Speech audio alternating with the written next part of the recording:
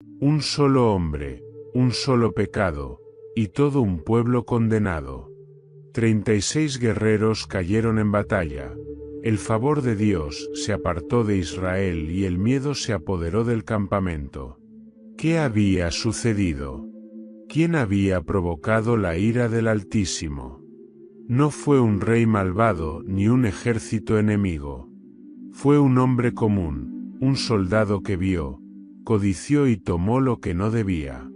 Su error no solo le costó la vida, sino que puso en peligro el destino de toda una nación. Esta es la historia jamás contada de Acán, el hombre que desafió el mandato divino y desató el juicio de Dios sobre su pueblo. Un acto de codicia, una mentira oculta y un castigo que estremeció a Israel. Quédate hasta el final, porque en este relato descubrirás cómo el pecado oculto puede destruir no solo a quien lo comete, sino a todos los que lo rodean. Si aún no te has suscrito, hazlo ahora y activa la campana para no perderte más historias impactantes de la Biblia. Y si este tema te parece importante, compártelo con otros para que más personas descubran las lecciones ocultas en la palabra de Dios. Comenzamos. El sol se alzaba sobre el vasto campamento de Israel, extendiendo su luz sobre las tiendas de campaña que formaban una inmensa ciudad de piel y madera. El aire de la mañana estaba impregnado del aroma a tierra húmeda y del sonido de los primeros movimientos de un pueblo que se preparaba para avanzar. A lo lejos, el eco de los pastores llamando a sus rebaños se entremezclaba con el bullicio de las mujeres preparando el pan diario. Entre los numerosos clanes de Judá, un hombre se destacaba por su presencia firme y mirada aguda. Acán, hijo de Carmi, nieto de Zabdi y bisnieto de Zeraj. Su linaje se remontaba a los ancestros de Judá, una herencia que él llevaba con orgullo, pero también con una sombra de ambición en su corazón. Acán no era un hombre común dentro de su tribu. No solo había crecido en medio de relatos sobre la grandeza de Judá y las promesas divinas para Israel, sino que también había demostrado ser un guerrero diestro. Desde joven, había empuñado la lanza con destreza, aprendiendo los caminos de la guerra junto a los más experimentados. La vida en el desierto lo había endurecido, y cuando Moisés dirigió al pueblo en sus últimos años, Acán había sido testigo de la severidad de las leyes que Dios había establecido. Sin embargo, con la entrada a la tierra prometida acercándose, su espíritu estaba inquieto.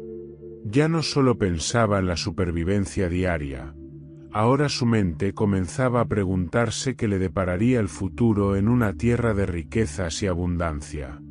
Su familia era respetada dentro del campamento. Carmi, su padre, había sido un hombre temeroso de Dios, un seguidor fiel de las órdenes dadas por Moisés, y posteriormente, por Josué.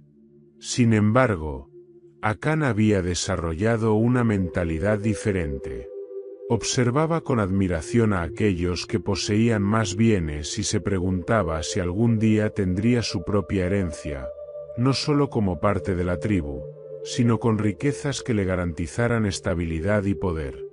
Había oído historias de las grandes ciudades que aguardaban más allá del río Jordán, lugares llenos de tesoros, ropas finas y objetos de oro y plata. Aunque entendía que la conquista era por mandato divino, en su interior empezaba a gestarse un deseo de más. El pueblo de Israel no era el mismo que había salido de Egipto. Años atrás, sus padres y abuelos habían vagado por el desierto, sin más esperanza que la promesa de una tierra que muchos no llegaron a ver.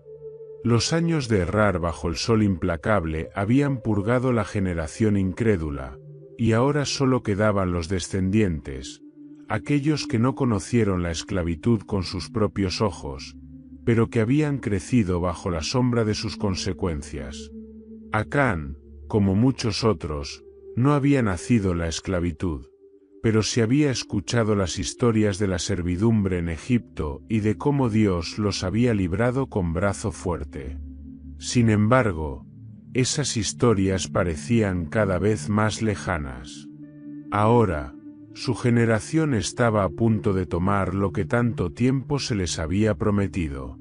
El liderazgo de Josué había traído estabilidad y dirección. Era un hombre firme, un comandante que no toleraba la desobediencia y que exigía absoluta fidelidad a Dios. Desde la muerte de Moisés, Josué se había convertido en la figura que guiaba al pueblo con determinación. Acán lo respetaba, pero en su corazón también sentía que las estrictas órdenes de destrucción de las ciudades enemigas dejaban mucho margen para la duda. ¿Por qué no podían tomar parte del botín? ¿Por qué destruir todo cuando había riquezas que podían ser útiles para el pueblo? A medida que los días pasaban, el campamento de Israel se acercaba a Jericó, la ciudad que se interponía en su camino hacia la conquista de Canaán. El pueblo estaba lleno de expectativa, algunos con emoción, otros con temor.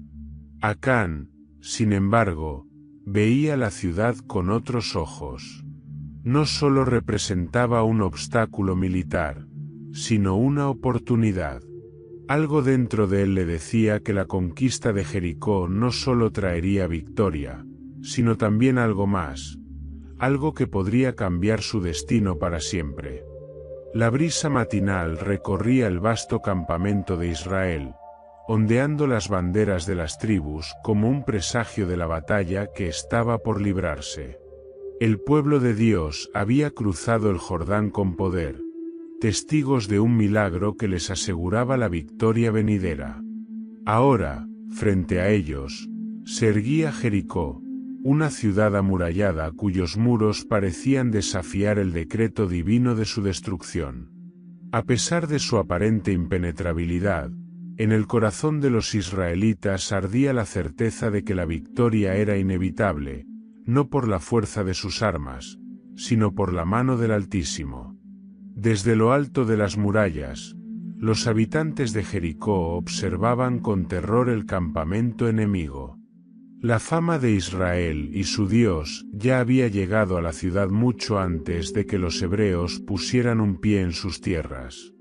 Se hablaba en sus calles del poder con el que el Dios de los israelitas había aplastado a los egipcios, de cómo había abierto el Mar Rojo y les había permitido cruzar en seco. También se rumoreaba sobre las naciones vecinas que habían caído ante ellos, los reyes que habían sido aniquilados, y el temor se había apoderado de cada alma dentro de la fortaleza. Nadie entraba ni salía de Jericó, sus puertas habían sido cerradas con el anhelo de resistir lo inevitable. Josué, líder de Israel, había recibido instrucciones claras de Dios. No habría un asedio prolongado, ni intentos de escalar las murallas, ni guerra convencional. En su lugar, el ejército marcharía alrededor de la ciudad una vez al día durante 6 días, con los sacerdotes tocando sus trompetas de cuerno de carnero al frente. No se alzarían gritos de guerra, ni se levantarían armas contra la ciudad hasta el día señalado. En el 7º día, darían 7 vueltas alrededor de Jericó, y al final, al sonido de las trompetas y el estruendoso grito del pueblo, Dios derribaría los muros con su poder. El primer día, la procesión comenzó. Acán, junto a los hombres de Judá, caminaba en formación, observando las imponentes murallas con mezcla de asombro y duda. Se preguntaba cómo un simple desfile podría derribar semejante estructura. Las piedras de Jericó eran gruesas, diseñadas para resistir los embates de los ejércitos más poderosos.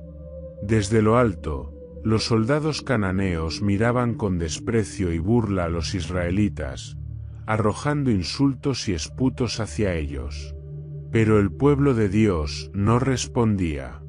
Marchaban en absoluto silencio, con la única interrupción de los cuernos que resonaban con un sonido profundo y reverberante. Día tras día, la escena se repetía. Para algunos guerreros israelitas, la táctica parecía extraña, casi ridícula. Pero el mandato de Dios era claro, y Josué había ordenado que nadie hablara ni se quejara. La fe del pueblo debía prevalecer sobre la lógica humana. Acán, aunque respetaba las órdenes, no podía evitar cuestionar en su interior. Se preguntaba qué sucedería si, al final, los muros no caían. Se preguntaba si realmente era necesario destruirlo todo en vez de tomar posesión de los bienes que encontrarían dentro de la ciudad. En su mente, ya imaginaba las riquezas ocultas tras aquellas murallas. Al amanecer del séptimo día, el ambiente en el campamento era diferente. La tensión se palpaba en el aire. Josué había dado la orden de que ese día sería definitivo. 6 días habían marchado una vez por jornada, pero ahora darían 7 vueltas alrededor de la ciudad. Los sacerdotes avanzaban al frente con el arca del pacto, y el sonido de los shofares resonaba como el llamado de una tormenta inminente. En cada vuelta, los corazones latían con más intensidad. Algunos sentían el peso de la incertidumbre, otros la emoción de la inminente victoria. En la séptima y última vuelta, el clamor de las trompetas se prolongó y Josué levantó su brazo, señal de que el momento había llegado. Con un grito ensordecedor, el pueblo entero alzó su voz al unísono.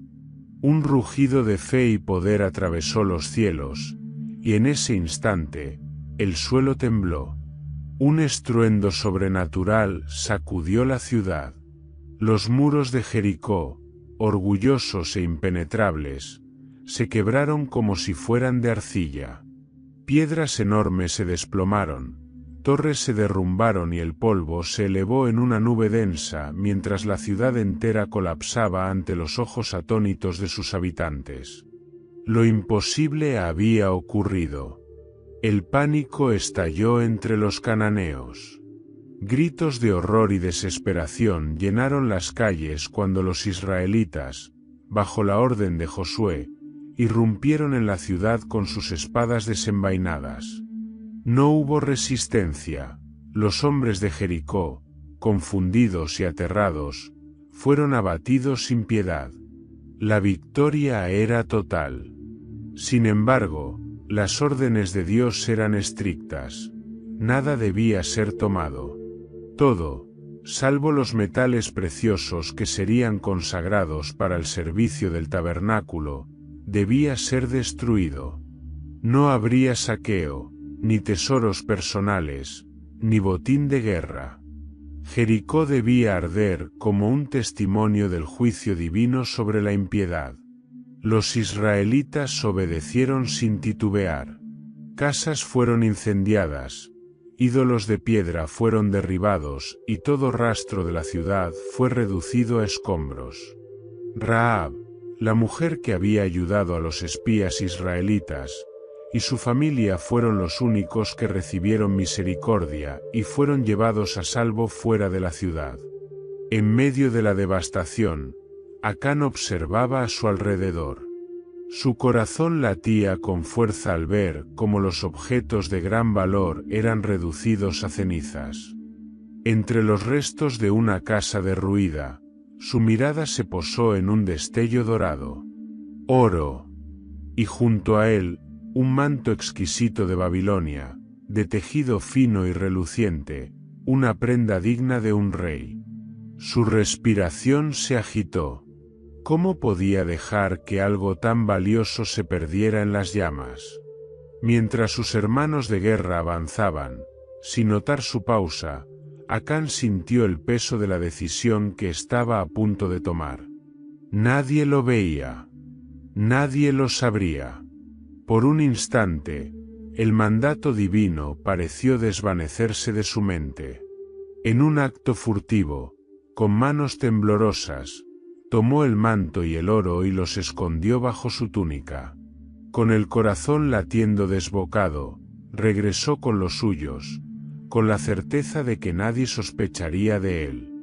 La ciudad de Jericó había sido consumida por la ira de Dios, pero en el campamento de Israel, una semilla de rebelión había sido sembrada en secreto. Acán creyó que su acción pasaría desapercibida, sin comprender que su elección no solo sellaría su propio destino, sino que traería consecuencias catastróficas sobre todo el pueblo. El sol comenzaba a descender sobre los escombros de Jericó, tiñendo el cielo con matices de fuego y sangre. El aire estaba cargado con el olor a ceniza y madera quemada. Donde antes se erguían muros imponentes, ahora solo quedaban ruinas y cuerpos inertes de aquellos que habían intentado resistir la voluntad del Dios de Israel. La orden de Josué había sido clara: la ciudad debía ser completamente destruida, y todo lo que poseía debía ser consagrado al Señor o reducido a la nada. Solo los metales preciosos, oro, plata, bronce y hierro, debían ser llevados al tesoro del tabernáculo. Todo lo demás era anatema, algo prohibido, algo que traería desgracia sobre quien osara tomarlo. Acán caminaba entre los restos humeantes con la espada aún en la mano, sintiendo la euforia de la victoria mezclada con algo más, algo que no lograba describir con claridad. Habían tomado la ciudad sin perder un solo hombre, una hazaña que solo podía explicarse por la intervención divina. Sin embargo, mientras avanzaba por las calles destruidas, sus ojos se desviaban hacia las riquezas que habían quedado esparcidas en el caos. Las casas de los mercaderes, ahora reducidas a escombros, aún albergaban rastros de su antigua opulencia. Vasijas rotas, joyas desperdigadas y cofres destruidos daban testimonio de la vida que una vez habitó en Jericó. Sus compañeros pasaban de largo, obedeciendo la orden de no tocar nada, pero Acán sintió como su corazón se aceleraba cuando, en el umbral de una casa derrumbada, vislumbró un destello dorado. Se detuvo un instante, mirando a su alrededor. Nadie lo veía. Sus compañeros estaban ocupados cumpliendo la voluntad de Dios, sin sospechar que él había frenado su paso. Se inclinó entre los escombros y apartó con las manos las piedras que cubrían lo que había llamado su atención. Bajo el polvo y los restos de madera, encontró un manto babilónico de un tejido tan fino que jamás había visto algo semejante. Suave al tacto, con bordados en hilos de oro y púrpura, era una prenda digna de un rey. Junto a él, parcialmente cubiertos por escombros, había lingotes de oro y plata relucientes, pesados en sus manos. El valor de aquellos objetos era incalculable. Con solo una fracción de lo que tenía ante sus ojos, podría asegurarse una vida de prosperidad cuando se establecieran en Canaán. Acán se enderezó, aún sosteniendo los objetos, y miró a su alrededor. A lo lejos, los sonidos de los soldados quemando y destruyendo el resto de la ciudad llegaban como un murmullo distante. La orden de Josué resonó en su mente: nada debe ser tomado. Todo ha sido condenado por el Señor. Se quedó inmóvil, con el manto en una mano y el oro en la otra. Su corazón latía con furia. La batalla interna había comenzado. Por un lado, estaba el temor a Dios, el respeto que desde su niñez había aprendido. Sabía lo que le había ocurrido a los que desobedecían los mandatos divinos. Había visto a los ancianos hablar con reverencia sobre la justicia de Dios, y cómo él no toleraba la rebeldía. Tomar algo de Jericó no solo era robar, sino desafiar la orden explícita del Altísimo. Pero por otro lado, la tentación lo consumía. Pensaba en su familia, en su esposa, en sus hijos. ¿Acaso no merecían una vida mejor? Pronto entrarían en la tierra prometida, pero ¿qué seguridad tenía el de que recibiría lo suficiente para prosperar? Además, ¿qué sentido tenía destruir un tesoro tan valioso? No lo comprendía.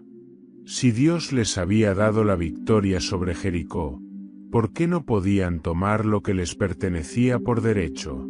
¿Por qué quemar ropas lujosas cuando en el desierto habían pasado años con los mismos harapos? Sus manos temblaban. Podía simplemente alejarse y olvidar lo que había visto, dejarlo allí para que el fuego lo consumiera.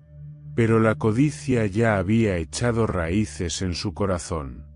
Nadie lo sabrá, pensó. Es solo un poco de oro y una prenda. No hará daño a nadie. Se apresuró. Envolvió el oro y la plata en el manto y los ocultó bajo su túnica. Luego, con un último vistazo a su alrededor, se alejó con pasos rápidos, uniéndose de nuevo al ejército que terminaba la destrucción de la ciudad. El regreso al campamento fue una mezcla de emociones. Mientras el pueblo celebraba la victoria, mientras los sacerdotes elevaban alabanzas a Dios, Acán sentía el peso del secreto ardiendo en su pecho. Caminó entre su gente, sonriendo, fingiendo compartir la alegría de la conquista. Pero en su mente, la preocupación comenzaba a instalarse. Cuando finalmente llegó a su tienda, esperó a que la noche cayera. La luna se alzó en el cielo, iluminando las vastas extensiones del campamento de Israel. Con el pulso acelerado, se aseguró de que su familia dormía antes de salir sigilosamente y excavar un pequeño hoyo en el suelo dentro de su tienda. Colocó con sumo cuidado el manto babilónico, envolviendo los lingotes de oro y plata en su interior, y los cubrió con la arena compacta. Se tomó un momento para nivelar la superficie, asegurándose de que no quedara rastro de su acción. Cuando terminó, se recostó en su lecho y cerró los ojos, intentando convencerse de que había hecho lo correcto. Sin embargo, el sueño no llegó fácilmente. Algo dentro de él le susurraba que lo que había hecho no permanecería oculto para siempre. La noche transcurrió en calma en el campamento de Israel, pero en la tienda de Acán, la inquietud había echado raíces. No sabía que su decisión pronto desencadenaría la ira de Dios sobre todo el pueblo. El campamento de Israel se llenó de júbilo tras la victoria en Jericó. La moral estaba en su punto más alto, y el pueblo veía con claridad que la conquista de Canaán era inevitable. Dios estaba con ellos, y con su poder ningún enemigo podría resistir. Josué, fortalecido por la certeza del respaldo divino, comenzó a planear la siguiente fase de la campaña militar. La siguiente ciudad en su camino era Ai, un asentamiento más pequeño y menos fortificado que Jericó. Los espías enviados por Josué regresaron con noticias alentadoras. Ai es una ciudad insignificante en comparación con Jericó, informaron con confianza. No será necesario enviar a todo el ejército. Con 2 o 3 mil hombres bastará para tomarla sin esfuerzo. La noticia se propagó rápidamente entre los guerreros israelitas, quienes veían la victoria como algo asegurado. Después de todo, si los muros impenetrables de Jericó habían caído por el poder de Dios, ¿qué resistencia podía ofrecer Ai? Con esa seguridad en mente, Josué envió un contingente de aproximadamente 3.000 hombres, esperando una conquista rápida y sencilla.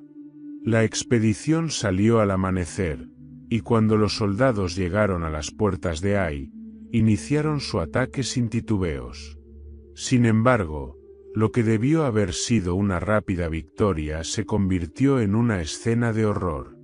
Los guerreros de Ai, lejos de rendirse ante el avance israelita, respondieron con una feroz resistencia. Desde las murallas, arqueros enemigos lanzaron una lluvia de flechas que diezmó las primeras filas del ejército hebreo. Cuando los israelitas intentaron reorganizarse, se vieron sorprendidos por un contraataque bien coordinado. El pequeño ejército cananeo salió con fuerza, lanzándose contra los israelitas con una brutalidad inesperada. Los hombres de Josué, confiados en una victoria fácil, fueron tomados por sorpresa y pronto el miedo se apoderó de ellos. El ejército de Israel, que había visto a Jericó caer con solo gritos y trompetas, ahora huía en desorden. La retirada fue caótica. A medida que los guerreros corrían en dirección al campamento, los cananeos los perseguían y abatían sin piedad. Cuando el último de los soldados logró regresar, la noticia de la derrota se esparció como fuego por el campamento. 36 hombres habían muerto. Para un pueblo que había marchado con la bendición de Dios y que no había perdido un solo hombre en Jericó, aquella masacre era inexplicable. El terror y la confusión se apoderaron de Israel. Nunca antes, desde que cruzaron el Jordán, habían experimentado el amargo sabor de la derrota. ¿Cómo era posible que una ciudad tan insignificante los hubiera derrotado? Josué, desconcertado, rasgó sus vestiduras en señal de angustia y cayó rostro en tierra ante el arca del pacto. Con él, los ancianos del pueblo se postraron y esparcieron polvo sobre sus cabezas en un acto de profunda desesperación. Con voz quebrada, Josué clamó: «Oh, Señor Dios, ¿por qué hiciste que este pueblo cruzara el Jordán solo para entregarnos en manos de los amorreos y destruirnos? Ojalá hubiéramos quedado del otro lado del río. Señor, ¿qué puedo decir ahora que Israel ha sido vencido por sus enemigos? Los cananeos y todos los pueblos de esta tierra lo oirán, nos rodearán y borrarán nuestro nombre de la tierra. ¿Qué harás entonces por la honra de tu gran nombre?». Las palabras de Josué revelaban no solo su angustia, sino el temor de que la derrota debilitara la fe del pueblo. Si una ciudad menor como Ai podía vencerlos, ¿qué pasaría con el resto de las naciones poderosas que aún quedaban por conquistar? El campamento entero estaba sumido en el silencio. Nadie comprendía lo sucedido. Habían marchado con la confianza de que Dios estaba con ellos, y ahora se encontraban humillados, vencidos por un enemigo menor. Fue entonces cuando Dios habló. Su voz resonó con un tono de severidad que hizo temblar a Josué y a los ancianos. «Levántate. ¿Por qué te postras sobre tu rostro? Israel ha pecado. Han violado mi pacto y han tomado de lo que debía ser consagrado para mí. Han robado, han mentido y han escondido lo que no les pertenecía. Por eso no pueden hacer frente a sus enemigos. Yo no estaré con ustedes hasta que eliminen el pecado de en medio del pueblo». Las palabras cayeron como un relámpago en medio de la incertidumbre. No era falta de fuerza ni estrategia lo que había causado la derrota, sino algo mucho peor: la desobediencia.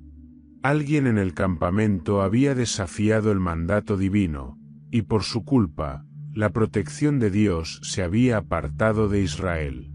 Josué sintió un escalofrío recorrer su cuerpo. Alguien había pecado, y hasta que ese pecado no fuera descubierto y castigado, el pueblo entero seguiría sufriendo las consecuencias. La derrota en Ai no era solo una advertencia. Era el anuncio de que la ira de Dios estaba encendida contra ellos, y hasta que el culpable no fuera revelado, la tragedia continuaría acechando a Israel. La atmósfera en el campamento de Israel estaba cargada de un peso invisible, una sombra que se cernía sobre cada familia, sobre cada tienda. La derrota en Ai había roto la confianza del pueblo y sembrado el miedo en sus corazones. Aquellos que antes caminaban con la certeza de la victoria ahora murmuraban en voz baja, preguntándose qué había cambiado. ¿Por qué Dios, quien les había entregado Jericó sin esfuerzo, había permitido que fueran humillados por un enemigo tan insignificante? Josué no tenía respuestas. Su corazón estaba angustiado y su mente, atormentada. Desde que habían cruzado el Jordán, nunca había sentido el peso de la incertidumbre como ahora. Se postró ante el arca del pacto, con el rostro en tierra, acompañado de los ancianos de Israel. Sus vestiduras rasgadas eran una muestra de su aflicción, y el polvo que habían esparcido sobre sus cabezas era símbolo de humillación. Durante horas, clamaron al Señor, rogando por entendimiento, buscando la razón de su desgracia. Y entonces, Dios habló. «Levántate, Josué. ¿Por qué estás postrado sobre tu rostro?» La voz del Altísimo resonó en su espíritu, llena de autoridad y juicio. Josué sintió que cada palabra penetraba su ser, trayendo claridad, pero también terror. Israel ha pecado. Han violado mi pacto, han tomado lo que debía ser destruido, han robado, han mentido y lo han escondido entre sus posesiones. Por eso no pueden hacer frente a sus enemigos. Yo no estaré más con ustedes hasta que eliminen de entre ustedes lo que me han arrebatado. El peso de aquellas palabras cayó como una sentencia sobre Josué. Alguien en el campamento había desobedecido el mandato divino. Por su pecado, la presencia de Dios se había apartado de todo el pueblo. En un instante, comprendió la magnitud de la situación. No era solo una cuestión de estrategia militar, no era un error de liderazgo o una falta de fuerza en el ejército. Era la rebelión de un hombre que había puesto en peligro a toda la nación. Dios no había cambiado. Su promesa de entregar la tierra seguía en pie, pero Israel había violado el pacto. Y hasta que el pecado no fuera erradicado, el juicio divino seguiría sobre ellos. Josué se levantó con el rostro endurecido por la determinación. Miró a los ancianos y les habló con voz firme. Mañana temprano, el pueblo será santificado. Jehová ha hablado, y hay pecado en el campamento.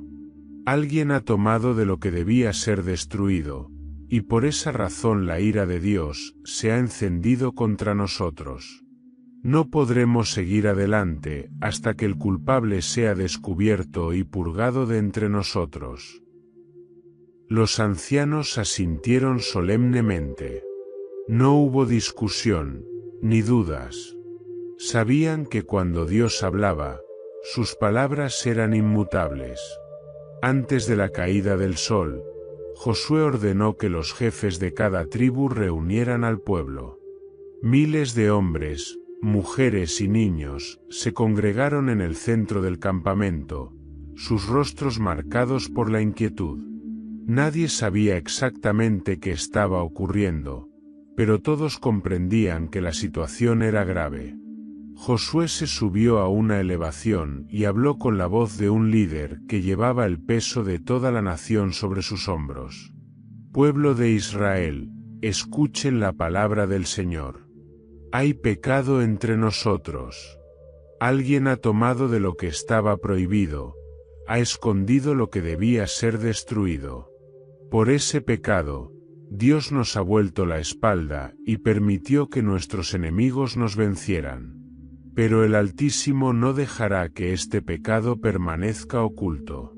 Mañana, Dios revelará quién es el culpable y él y todo lo que le pertenece serán destruidos, pues ha traído maldición sobre Israel.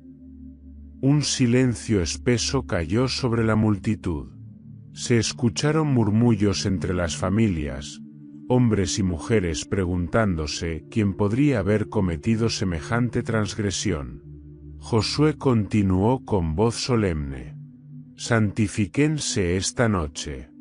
Mañana, cada tribu pasará delante del Señor, y Él señalará al culpable. Nadie podrá esconderse. Nadie podrá mentir ante los ojos de Dios». El mensaje era claro: el juicio estaba a punto de caer, y no habría escapatoria para aquel que había desafiado el mandato divino. Cuando la multitud se dispersó, el campamento se sumió en un silencio denso. A diferencia de otras noches, no hubo cantos, ni sonidos de júbilo, ni conversaciones alrededor de las hogueras. Las familias permanecieron en sus tiendas, orando, preguntándose si entre ellos estaba el culpable. Acán, acostado sobre su lecho, miraba el techo de su tienda sin poder conciliar el sueño. Su esposa y sus hijos dormían cerca, ajenos a la tormenta que rugía dentro de su mente. Su corazón latía con fuerza, y el sudor perlaba su frente. Dios revelará al culpable. Las palabras de Josué retumbaban en su cabeza. Su pecho se oprimía con una sensación sofocante. Había creído que su pecado pasaría desapercibido, que nadie lo sabría. Pero ahora, Dios mismo estaba involucrado. Cerró los ojos con fuerza, deseando que la mañana nunca llegara. Pero el tiempo no se detenía. El amanecer traería justicia, y el hombre que había escondido su pecado pronto sería expuesto ante toda la nación. La aurora rompió sobre el campamento de Israel, pero en lugar de traer consigo el alivio del nuevo día, trajo consigo una sensación de juicio inminente. Nadie hablaba en voz alta, nadie se atrevía a mirar a los ojos de su vecino por mucho tiempo. Todos sabían que aquel día sería decisivo. El llamado de Josué resonó por todo el campamento. Acérquese todo Israel delante del Señor. Uno a uno, los hombres y mujeres abandonaron sus tiendas, avanzando en silencio hasta el centro del campamento. La multitud se reunió en una gran explanada, donde Josué y los ancianos de Israel esperaban, junto al arca del pacto.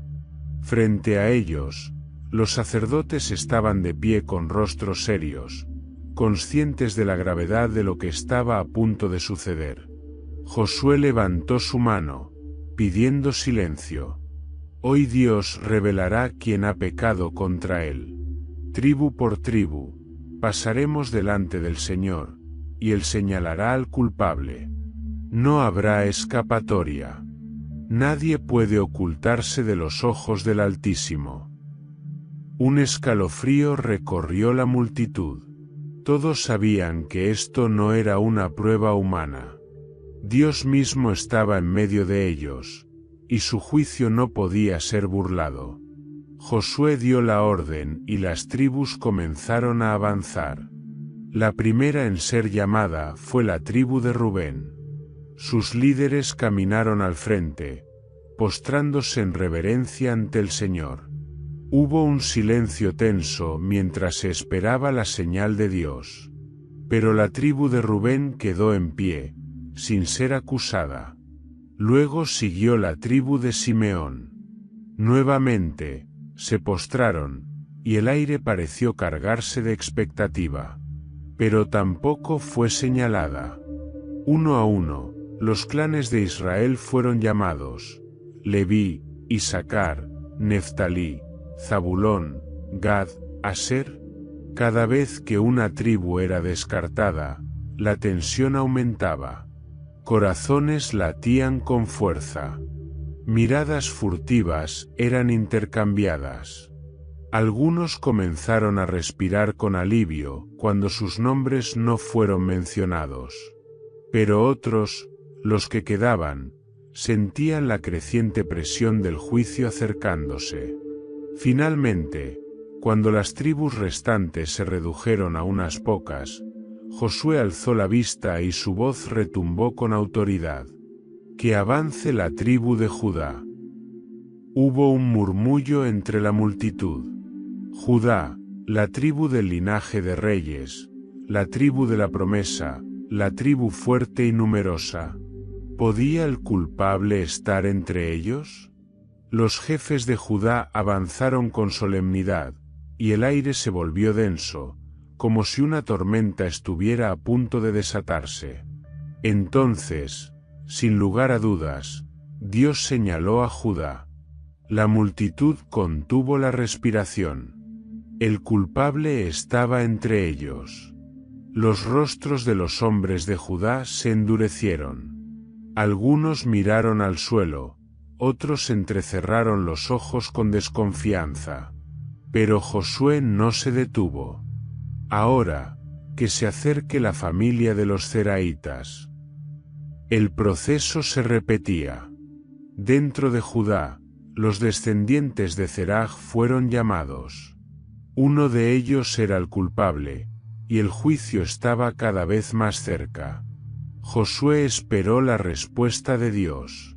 La familia de Zeraj fue señalada. El silencio se convirtió en algo insoportable. Ahora el círculo se reducía. La multitud observaba con rostros tensos. Algunos contenían el aliento, otros murmuraban en voz baja, preguntándose quién sería el responsable de la desgracia que había caído sobre Israel. Josué continuó: «Que pase la casa de Zabdi». El grupo se redujo aún más. Las miradas ahora se centraban en un grupo específico de hombres. La tensión era insoportable. Acán, que hasta ese momento se había mantenido en el fondo, sintió que su piel ardía, como si un fuego invisible le recorriera las venas. Lo sabía. Ya no había escapatoria. Josué alzó la voz una última vez, con una determinación que parecía cortar el aire. Que avance la familia de Carmi. Ahora, solo quedaban unos pocos hombres de pie. Y entre ellos, Acán. Cada fibra de su ser le pedía que corriera, que negara todo, que encontrara una forma de escapar. Pero no podía moverse. Dios mismo había dirigido el juicio hasta su puerta. Josué caminó hasta quedar frente a los hombres que quedaban. Se detuvo, dejando que el silencio se prolongara, permitiendo que la verdad pesara en el aire. Entonces, con un tono firme y definitivo, llamó a Acán. Acán, hijo de Carmi, hijo de Zabdi, hijo de Zeraj, acércate. El corazón de Acán se detuvo por un instante. Sus piernas se sentían débiles. No podía negar lo inevitable. La verdad había salido a la luz. El pecador había sido encontrado. Y ahora, el juicio estaba por comenzar. El sol se alzaba en su cenit sobre el campamento de Israel, pero su luz no traía consuelo. En lugar de calidez, el día se sentía frío, pesado, cargado de una tensión insoportable. La selección de tribus había concluido, y ahora, ante la mirada de miles de israelitas, Acán, hijo de Carmi, estaba solo. Las palabras de Josué resonaron con un peso que parecía ahogar el aire mismo. Acán, hijo de Carmi, hijo de Zabdi, hijo de Zeraj, da gloria a Dios y confiesa la verdad. No ocultes nada, pues el Señor lo sabe todo. Un escalofrío recorrió la multitud. Nadie se movía. Nadie hablaba. El juicio de Dios había llegado. Acán sintió la mirada de todos clavada en él. Su esposa, de pie junto a sus hijos, tenía el rostro pálido, incapaz de comprender lo que estaba sucediendo.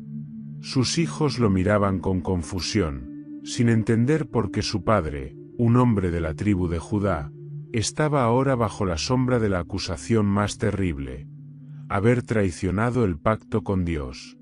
Los hombres de su familia desviaban la mirada. Sabían lo que venía. Conocían la ley, conocían el carácter de Dios y sabían que el pecado no podía quedar impune. El silencio se prolongó hasta volverse insoportable. Acán sintió su garganta seca. Su corazón martillaba en su pecho con un ritmo descontrolado. Podía mentir. Podía intentar negar todo.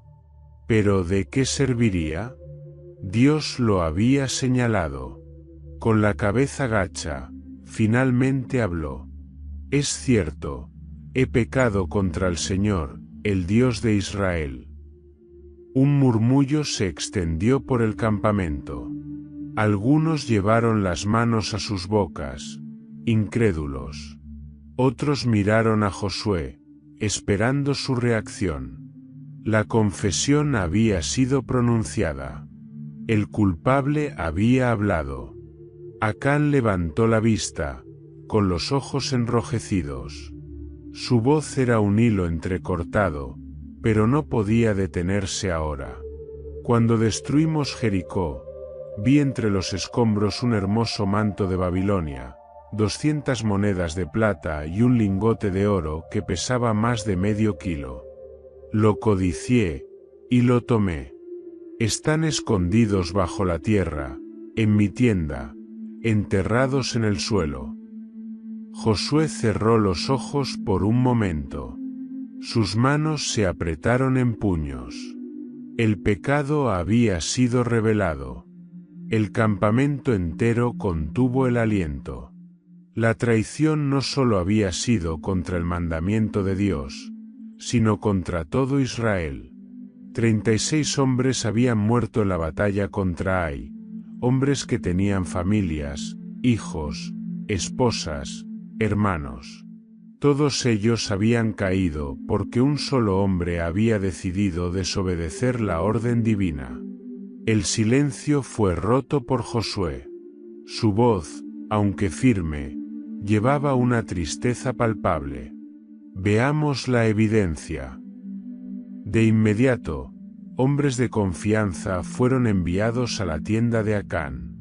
Se movieron con rapidez, avanzando entre las tiendas de la tribu de Judá hasta llegar a su morada. A los pocos minutos, regresaron con los objetos en las manos. Polvo y arena aún cubrían el manto y los lingotes de oro y plata, la prueba innegable del crimen. Cuando los depositaron en el suelo, ante los pies de Josué y de todo el pueblo, una ola de horror recorrió la multitud. Acán no solo había pecado, había tratado de esconder su pecado. Las mujeres sollozaban en voz baja, los niños se aferraban a las manos de sus padres, y los ancianos movían la cabeza con incredulidad. Un solo acto de codicia había puesto en peligro a toda la nación. Josué alzó la vista, su mirada fija en Acán. No había más palabras que decir. El pecado estaba a la vista de todos, y ahora, solo quedaba enfrentar la consecuencia. Acán bajó la cabeza, con los labios temblorosos. Ya no tenía escapatoria. El juicio de Dios caería sobre él. El tiempo de la misericordia había pasado. El campamento de Israel se sumió en un silencio pesado y fúnebre. El pecado había sido revelado, y ahora el juicio de Dios debía cumplirse. Nadie se movía, nadie hablaba, pero en cada corazón latía la certeza de que el castigo sería inminente. Josué, con el semblante endurecido por el peso de la justicia, se mantuvo en pie ante la multitud, observando los objetos robados que yacían en el suelo. El hermoso manto babilónico, tan codiciado por Acán, estaba ahora sucio y arrugado. El oro y la plata, que él había creído su camino a la prosperidad, brillaban bajo el sol, pero su resplandor ya no prometía riquezas, sino ruina. Todo lo que Acán había intentado esconder estaba expuesto ante los ojos de Dios y de su pueblo. Josué alzó la voz con solemnidad. Tú has traído esta calamidad sobre nosotros, Acán. Has quebrantado el pacto del Señor, y por tu causa han muerto hombres inocentes. Ahora el juicio de Dios caerá sobre ti. El pueblo, aunque estremecido por la gravedad del momento, sabía que no había otra opción. La ley de Dios era clara: el que toque lo consagrado a la destrucción será él mismo destruido. Josué no actuó apresuradamente. Antes de ejecutar el juicio, confirmó que la voluntad de Dios se cumpliera con exactitud. Se hizo un llamado para que el pueblo se purificara y se asegurara de que este pecado no quedara sin castigo. La santidad de Israel no podía ser contaminada. Llevemos a Acán y todo lo que le pertenece al valle de Ase. El veredicto era claro. Acán debía morir. Pero no solo él, sino todo lo que poseía. Su pecado no solo había afectado su vida, sino que había puesto en peligro a todo el pueblo. Su familia, sus bienes, su ganado, todo sería destruido como testimonio de que Dios no tolera la desobediencia. Los soldados tomaron a Acán y a su familia. Su esposa, sus hijos, sus hijas, todos fueron conducidos al valle de Ase, un lugar que en adelante llevaría el peso de esta historia. La condena de un hombre se convertiría en una advertencia para las generaciones futuras. Al llegar al valle, se reunieron todos los líderes de Israel y el pueblo los rodeó en un silencio sepulcral. Josué se acercó a Acán una última vez. ¿Por qué has traído desgracia sobre Israel? Acán bajó la cabeza. No había excusas que pudiera dar. Su codicia lo había consumido, su decisión lo había condenado. Josué levantó la mano y dio la orden. Que la justicia de Dios se cumpla. Los hombres de Israel recogieron piedras y comenzaron a lanzarlas con fuerza. La sentencia se llevó a cabo sin piedad. El sonido de las rocas golpeando la carne, los gritos que se apagaban con cada impacto, todo quedó grabado en la memoria del pueblo. El juicio de Dios había caído, y con él, la purificación de Israel. Cuando todo terminó, sobre el cuerpo de Acán y su familia se erigió un gran montón de piedras, un monumento visible para que nadie olvidara lo que sucede cuando se desobedece a Dios. Josué se apartó, con la mirada fija en la escena. La justicia había sido restaurada, pero en su corazón había tristeza. Acán pudo haber tenido una vida bendecida en la tierra prometida, pero eligió el pecado y el pecado lo llevó a la muerte. En ese momento, una brisa recorrió el valle y el aire se sintió más liviano. El juicio había sido cumplido, la ira de Dios se había apartado de Israel. El pueblo, con el temor del Señor en sus corazones, regresó al campamento, sabiendo que nunca más desafiarían la voluntad de su Dios. Desde aquel día, el valle de Ase se convirtió en un símbolo, una advertencia eterna de que el pecado no puede permanecer oculto ante los ojos del Altísimo. El sol descendía lentamente sobre el campamento de Israel, tiñendo el cielo de un rojo intenso, como si la tierra misma recordara el juicio que había caído sobre Acán y su familia. El pecado había sido purgado, y la justicia de Dios se había manifestado con claridad. Sin embargo, en medio del peso de la sentencia cumplida, una sensación de alivio comenzaba a extenderse entre el pueblo. Dios, quien había apartado su presencia de Israel por causa del pecado oculto, ahora volvía a estar con ellos. La paz, aunque nacida del juicio, traía consigo la certeza de que el pacto seguía en pie. Israel aún era el pueblo escogido, y la promesa de la tierra prometida seguía firme. Esa misma noche, mientras Josué meditaba en todo lo ocurrido, Dios le habló nuevamente. Su voz, esta vez, no era de juicio, sino de dirección y promesa. No temas ni desmayes, Josué. Lleva a todo el pueblo a la batalla contra Ai, porque ahora la entregaré en tus manos. Esta vez, podrán tomar el botín y el ganado para ustedes. Levántate, reúne a los guerreros y prepárate para la victoria. Las palabras de Dios trajeron consuelo y seguridad. El juicio había sido necesario, pero ahora venía la restauración. Josué sintió cómo la carga en su corazón se disipaba. Sabía que lo que había sucedido en Ai antes no sería más que un recuerdo, pues esta vez, Dios pelearía por Israel. Al amanecer, Josué reunió a los comandantes del ejército y les reveló el plan que Dios le había dado. A diferencia del ataque anterior, que había sido precipitado y confiado en la fuerza humana, esta vez Israel actuaría con sabiduría y con la dirección divina. El plan consistía en tender una trampa a los habitantes de Ai.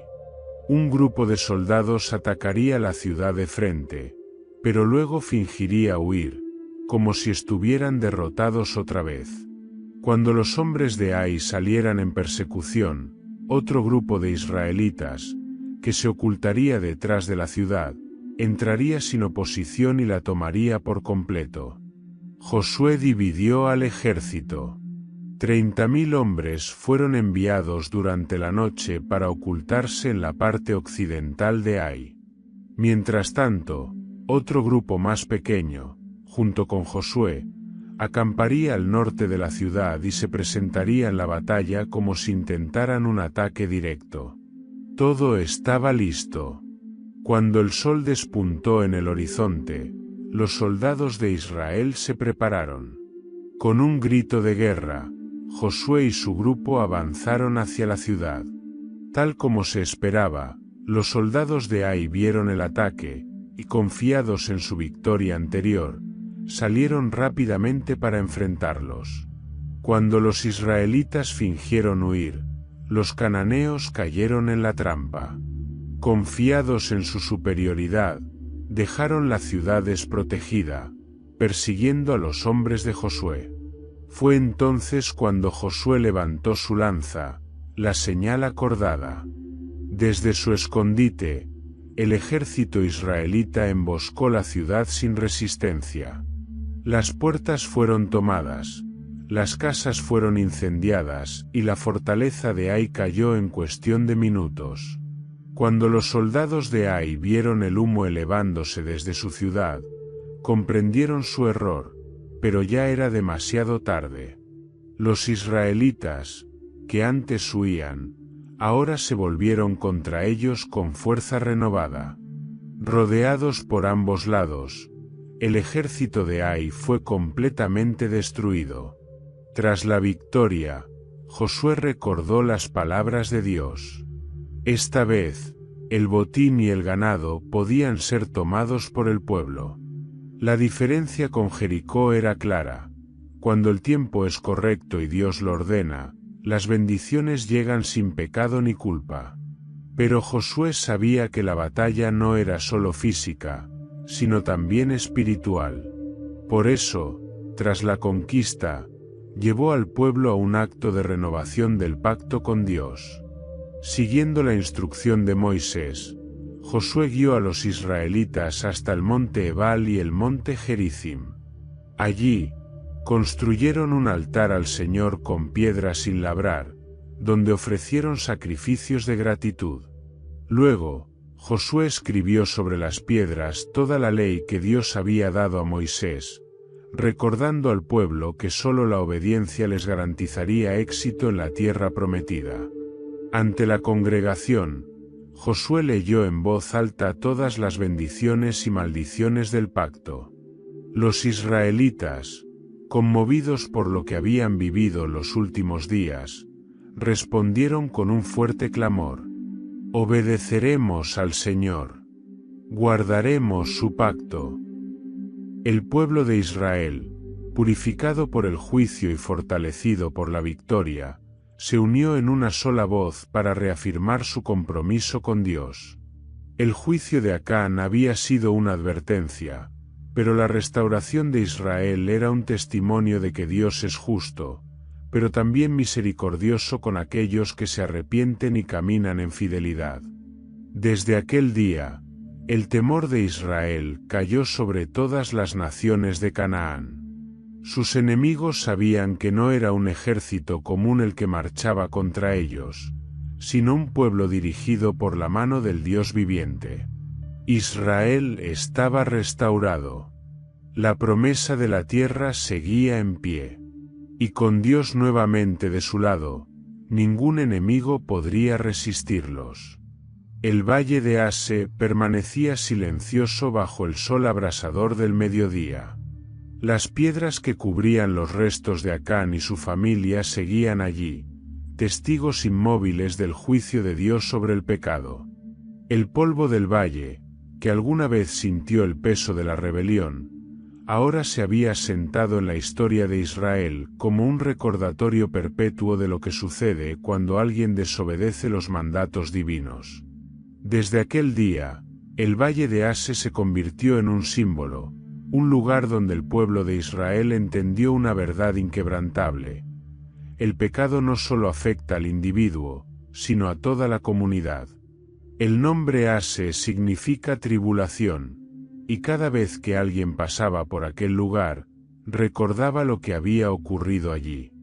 No era solo la historia de un hombre que desobedeció, sino el relato de cómo un solo acto de codicia pudo poner en peligro a toda una nación.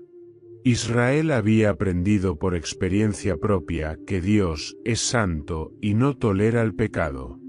La victoria sobre Jericó no había sido por la fuerza del ejército, sino por la obediencia al mandato divino.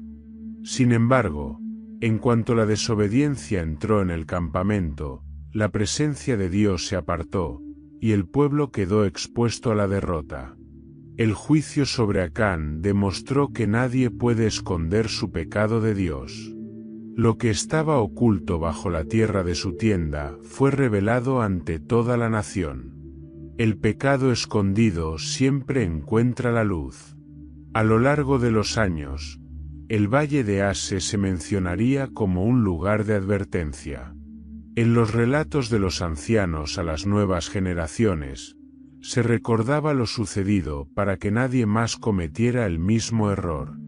El legado del valle era claro: el pecado trae tribulación, y solo la obediencia trae restauración.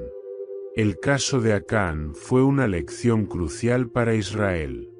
No se trataba solo de su destino individual, sino del impacto de sus acciones en toda la comunidad. 36 hombres habían muerto en la batalla de Ai por causa de un solo pecado oculto. Las familias de esos hombres lloraron su pérdida, los niños quedaron huérfanos, las esposas quedaron viudas. El pecado nunca es privado. Aunque alguien lo cometa en secreto, sus efectos se extienden como ondas en un lago. Un solo acto de desobediencia puede traer ruina a muchos. La purificación del pueblo mediante el juicio de Acán no solo restauró la relación con Dios, sino que enseñó a todos que la santidad debía ser colectiva, no solo individual. Si una persona fallaba, todo el pueblo sufría. Pero si el pueblo se mantenía fiel, la presencia de Dios les aseguraría victoria y bendición. Esta verdad resonaría a lo largo de la historia de Israel. Cada líder, cada juez y cada rey que vendría después tendría que recordar que la fidelidad a Dios era la clave para la prosperidad de la nación. A pesar de su oscuro origen, el valle de Ase no quedaría para siempre como un símbolo de juicio. Dios, en su infinita misericordia, transformaría ese lugar de maldición en un recordatorio de restauración. Siglos después, el profeta Oseas, inspirado por el Espíritu de Dios, habló sobre un futuro en el que el valle de Ase ya no sería un lugar de condenación, sino un portal de esperanza para Israel. Le daré sus viñas desde allí, y el valle de Ase será para ella una puerta de esperanza. Oseas 2:15. Estas palabras hablaban de redención, de cómo Dios, en su amor, no deja que el juicio sea la última palabra. El mismo lugar que había sido testigo de la ira de Dios, también sería testigo de su gracia. El valle de Ase enseñó a Israel que Dios es justo, pero también que en el arrepentimiento hay restauración. El pueblo había aprendido que si caminaban en obediencia, Dios estaría con ellos. Pero también habían visto que, si fallaban, no estaban condenados para siempre. La restauración era posible si se volvían a Él con un corazón sincero. Desde entonces, cada vez que alguien mencionaba el valle de Ase, no solo recordaban la tragedia de Acán, sino también la restauración de Israel. No era un lugar para olvidar, sino un lugar para aprender. El pueblo seguiría su camino hacia la conquista de Canaán, pero el eco de lo sucedido en Ase permanecería en sus corazones. Nunca más tomarían a la ligera los mandamientos de Dios. El pecado de un solo hombre trajo tribulación. Pero la misericordia de Dios transformaría la historia, permitiendo que el mismo valle que vio la muerte, también pudiera señalar el camino de la esperanza. El eco de la sentencia de Dios sobre Acán aún resonaba en el corazón del pueblo de Israel. El juicio había sido firme, la justicia de Dios había sido cumplida, pero la pregunta persistía: ¿por qué toda su familia fue condenada con él? A los ojos modernos, el castigo parece severo, incluso desmesurado. Sin embargo, para el pueblo de Israel, Dios era el juez supremo, y su justicia era perfecta. La historia de Acán y su familia no solo trataba de un castigo individual, sino de una lección profunda sobre la naturaleza del pecado y sus efectos en la comunidad. La muerte de Acán y su familia en el valle de Ase no fue una ejecución arbitraria. Era un mensaje divino, una advertencia contundente de que la desobediencia tenía consecuencias reales y devastadoras. Desde el principio, Dios había establecido que su pueblo debía ser santo, separado de toda corrupción, y cualquier transgresión a su pacto traía juicio. Pero ¿por qué la familia de Acán sufrió con él?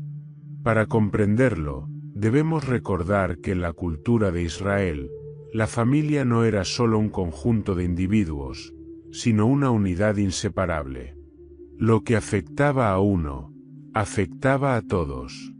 Si un hombre pecaba, su casa también sufría las consecuencias. Pero más allá de la estructura familiar, la pregunta es aún más profunda. ¿Eran su esposa e hijos inocentes? La Escritura no lo dice explícitamente, pero hay indicios que pueden darnos una respuesta. El oro, la plata y el manto babilónico estaban escondidos en la tienda de Acán. En un campamento donde las tiendas eran pequeñas y las familias vivían juntas en un espacio reducido, ¿cómo podrían su esposa e hijos no haber visto el tesoro oculto? Si ellos lo sabían y no lo denunciaron, también compartían la culpa. El pecado de Acán no solo fue tomar lo prohibido, sino tratar de esconderlo. Cuando Dios reveló que había pecado en el campamento, su familia tuvo oportunidad de confesar, de decir la verdad, pero permanecieron en silencio. Así como Acán no actuó solo al tomar lo prohibido, su familia no actuó sola al callar. La muerte de la familia de Acán en el valle de Ase fue un recordatorio brutal, pero necesario. Dios quería que Israel entendiera que el pecado no solo destruye al individuo, sino que arrastra consigo a quienes lo rodean. Un solo pecado oculto había causado la derrota en Ai y la muerte de 36 soldados israelitas. Pero más allá de eso, había puesto en peligro a toda la nación. Acán había pensado que su acción era insignificante, que su codicia era solo suya. Pero el pecado nunca se queda en el individuo. Siempre tiene consecuencias más amplias, siempre se extiende, como una infección que corrompe todo a su alrededor.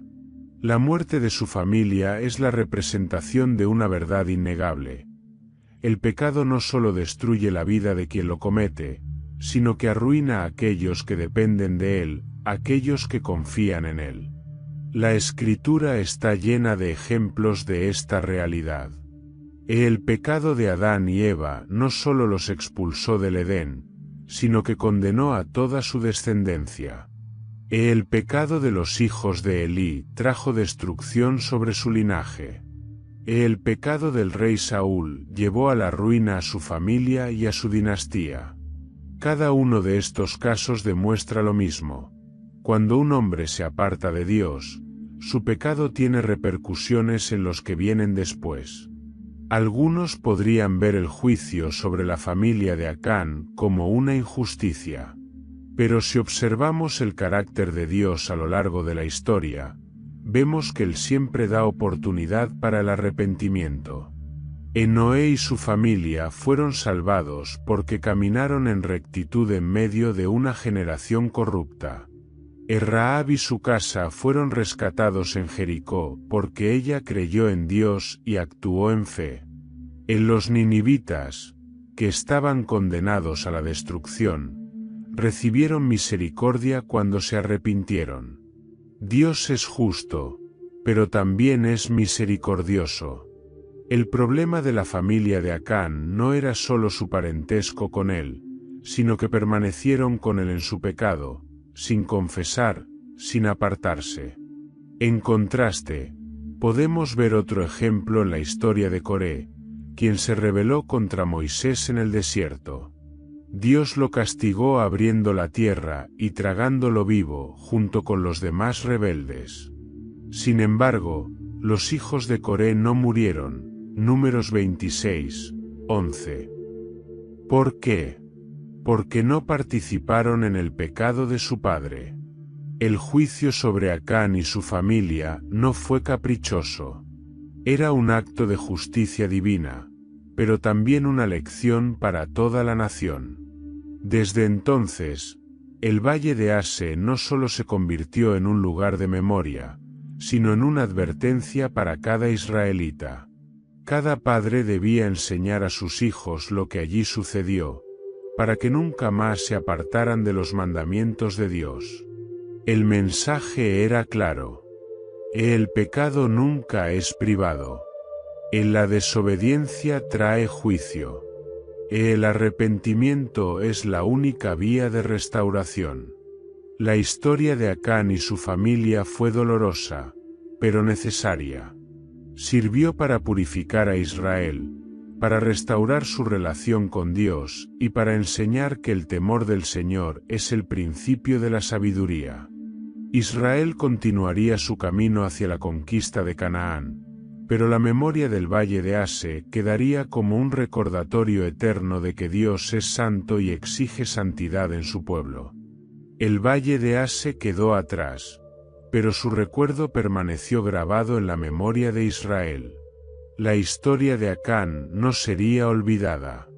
Cada padre que había presenciado el juicio contaría a sus hijos lo que sucedió aquel día, y sus hijos lo contarían a los suyos. La advertencia era clara. El pecado de uno solo puede traer desastre sobre muchos, y la desobediencia a Dios siempre tiene consecuencias. A medida que Israel avanzaba en su conquista de Canaán, el relato de Acán se convirtió en una historia de advertencia. Los ancianos lo repetían a los jóvenes que crecían en la nueva tierra, asegurándose de que nunca olvidaran que la obediencia a Dios era la clave de su éxito. Las palabras de Moisés antes de su muerte resonaban con mayor peso ahora. Hoy pongo delante de ustedes la bendición y la maldición.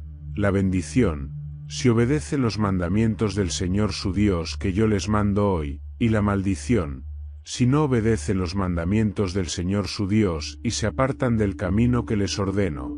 Deuteronomio 11, 26-28. El pueblo había visto esa verdad manifestarse de forma literal en el juicio de Acán. Cuando fueron obedientes en Jericó, Dios les dio la victoria sin esfuerzo. Cuando pecaron en Ai, fueron derrotados de inmediato. Cada decisión tenía consecuencias, y cada elección determinaba su destino. El pecado de Acán no había sido asesinato ni idolatría. Había sido codicia. Vio el oro, la plata y el manto babilónico, y su corazón fue seducido. No pensó en la orden de Dios, ni en las consecuencias. Solo vio lo que deseaba y lo tomó. El problema de Acán fue pensar que podía poseer lo que Dios había prohibido. Israel comprendió que la codicia no es solo un deseo de tener más, sino un deseo que nos aleja de Dios. En la codicia hace que lo que Dios nos da nunca sea suficiente. En la codicia nos lleva a justificar el pecado. En la codicia nos ciega a las consecuencias hasta que es demasiado tarde. El pueblo entendió que la obediencia no es solo un mandato, sino una protección. Cuando Dios les prohibió tomar botín en Jericó, no lo hizo para negarles riquezas, sino para probar su fidelidad. Si Acán hubiera esperado, habría descubierto que Dios tenía preparada una bendición mayor. En la siguiente batalla, Dios permitió a Israel tomar botín de Ai. Si solo hubiera confiado, habría recibido de Dios sin culpa lo que intentó tomar con desobediencia. Cuando la conquista de Canaán estaba casi completa, Josué reunió al pueblo una vez más. Habían visto la mano de Dios derribar ciudades, abrir caminos y darles la tierra prometida. Pero él sabía que la mayor amenaza no estaba en sus enemigos, sino en sus propios corazones. De pie ante la congregación de Israel, Josué habló con la voz de un hombre que había visto la fidelidad de Dios, pero también el peligro de la desobediencia. Ahora que el Señor ha cumplido su promesa y nos ha dado esta tierra, les ruego que no olviden lo que han aprendido. No se aparten ni a la derecha ni a la izquierda de los mandamientos del Señor. No vuelvan a la codicia, ni busquen lo que Dios ha prohibido. Las palabras eran firmes, pero en su voz había también una súplica. Él sabía que el mayor peligro para Israel no era la guerra, sino la complacencia. Hoy les hago un llamado. Elijan a quién servirán. A los dioses de estas naciones, o al Señor que nos ha librado. Pero en cuanto a mí y mi casa, serviremos al Señor. Josué 12:15. El pueblo respondió con un clamor unánime. Nosotros también serviremos al Señor. Pero Josué los miró con seriedad. Ustedes son testigos contra ustedes mismos de que han escogido servir al Señor. El pueblo asintió, afirmando su compromiso. Entonces quiten de en medio de ustedes a los dioses extraños y vuelvan sus corazones al Señor, Dios de Israel. El juicio de Acán fue un punto de inflexión en la historia de Israel. Su muerte sirvió como advertencia, pero también como enseñanza. Dios no desea la destrucción, sino la obediencia. Si Acán hubiera confesado su pecado antes, si se hubiera arrepentido a tiempo, quizás la historia habría sido diferente. Pero su error sirvió para fortalecer a Israel. Nunca más tomaron a la ligera los mandatos de Dios. Nunca más subestimaron las consecuencias del pecado oculto. El valle de Ase, antes un símbolo de juicio, se convirtió en una puerta de esperanza, como lo profetizó Oseas siglos después.